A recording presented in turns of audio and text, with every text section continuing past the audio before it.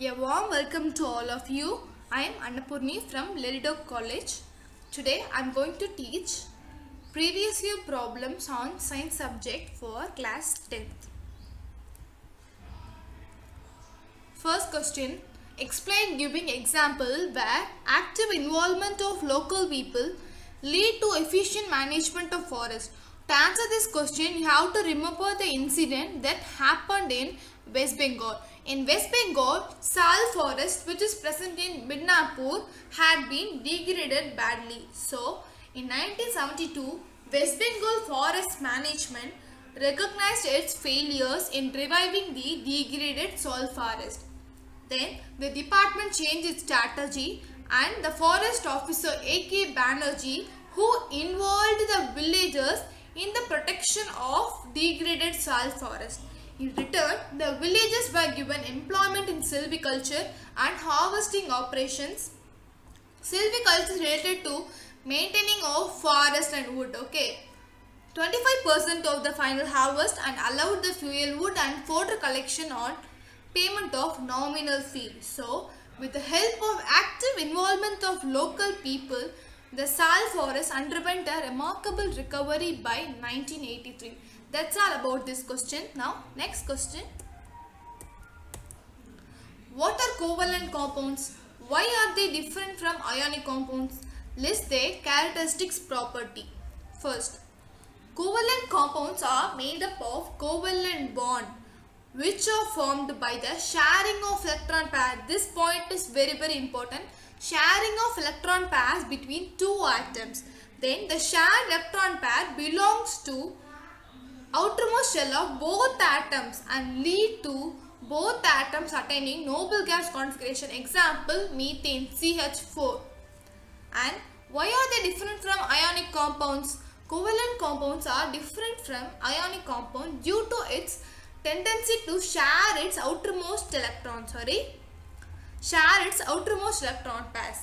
In ionic, it doesn't have share its outermost electron. It gets transfer of electrons and leads to positive and negative ion. Whereas in covalent, sharing of electrons only occur. And characteristics property of covalent compounds. Covalent compounds have low melting and boiling point and they are poor conductor of electricity, and also intermolecular forces are small in covalent compounds. Next question. When ethanol reacts with ethanoic acid in the presence of corn sulfuric acid, a substance with fruity smell is produced. Answer the following. State the class of compounds to which the fruity smelling compounds belong. Write the chemical equation for the reaction and write the chemical name of the compound. First of all, when a fruity smell compound is always belongs to ester, so the product must be ester. So you have to write the chemical equation for the reaction. That is ethanol C2H5OH with ethanoic acid C2H5COOH in presence of corn sulfuric acid. This is important. It gives C2H5COO C2H5 with the liberation of water. The OH and H get removed as a water. The product form, this name, IUPAC name of this compound is ethyl ethanoate. And state the role of corn sulfuric acid in this reaction. The role of corn sulfuric acid in this reaction is it acts as a catalyst. Catalyst means to speed up the reaction, and also it acts as a dehydrating agent so that only the water get removed, and it forcing the equilibrium to the right and resulting in the greater amount of ester as a product. Next question. Calcium is an element with the atomic number 20.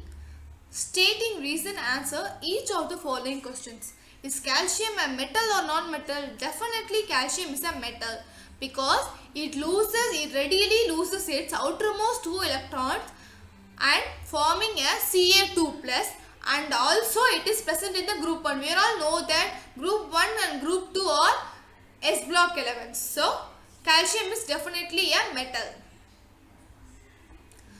Will its atomic radius be larger or smaller than that of potassium with atomic number 19? Many of them thought that the atomic number of calcium is 20. but potassium is 19. So based on the atomic number, many of them thought like that atomic radius of calcium will be larger than potassium.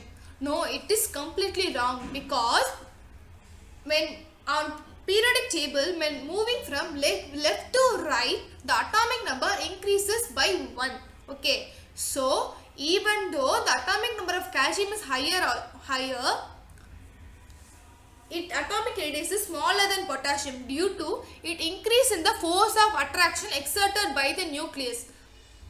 Calcium having completely filled s orbital, so this leads to the more attraction exerted by the nucleus to the outermost electron, so that only its size get decreases. Thus, the atomic radius of calcium is smaller than potassium. When compared to potassium, calcium is stable. So, attraction is very much larger in calcium. So, it leads to decrease in size, and hence the atomic radius of calcium is smaller than potassium. And write the formula of this oxide. Its oxide of calcium is only one, calcium oxide, CaO. Calcium having oxidation state +2 and oxygen having oxidation state -2. So it's simply on form CaO. Okay. Next question. An element M with the electronic configuration 282 combines separately with NO3 minus, SO4 2 minus and PO4 2 minus radicals. Write the formula of the three compounds so formed. To which group and period of the modern periodic table does the element M belong?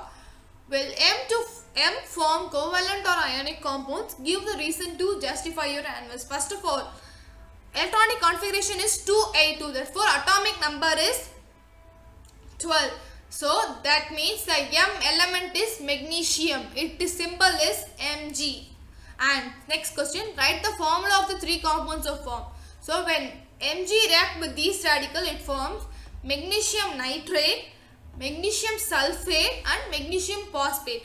Based on its oxidation number, you have to write correctly. Okay. And to which group and period of the modern periodic table does the element M belong? Magnesium belong to group 2, that is alkaline earth metals, and period 3.